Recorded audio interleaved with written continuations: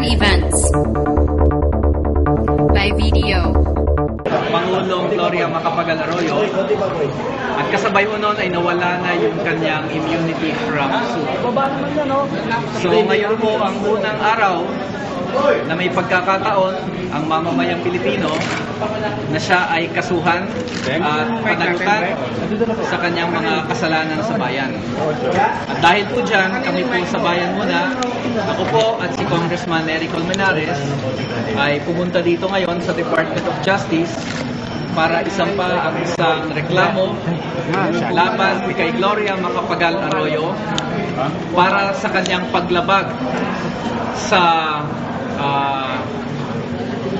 Anti-Graft and Corrupt Practices Act, sa Code of Ethical Standards and Conduct, sa Revised Penal Code, at sa Government Procurement Act sa usapin po ng NBN-CTE deal.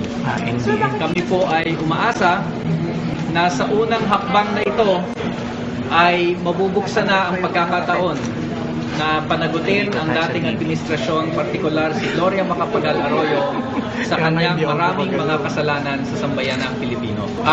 Kami ay pumunta dito sa DOJ dahil kami ay wala ng kumpiyansa, walang tiwala na ang hustisya ay makakamit pa sa Office of the Ombudsman given yung kanyang mga aksyon noong nakaraan at yung nananatiling maraming mga kontrobersya at yung bahid sa kanyang opisina. Tingin naman namin ang DOJ ay may sapat na kapangyarihan at sapat na kakayanan para imbestigahan itong kaso.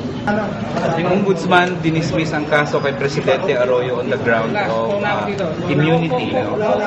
Didisagree kami sa judgment ng Ombudsman dati na i-dismiss ang kaso kay Presidente Arroyo dahil immune siya from suit. Una, hindi absolute ang immunity ng isang presidente.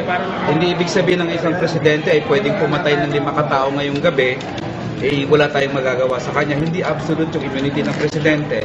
Lalo na wala na sa konstitusyon ng presidential immunity. Pangalawa, ang presidente, kahit immune man siya sa suit, hindi siya immune from investigation. Pero ang ombudsman, kahit na kung konting investigasyon, walang ginawa kay Presidente Arroyo kundi dinismiss ito. So, para sa amin, ang kredibilidad para mag-investigate no longer rests with the ombudsman.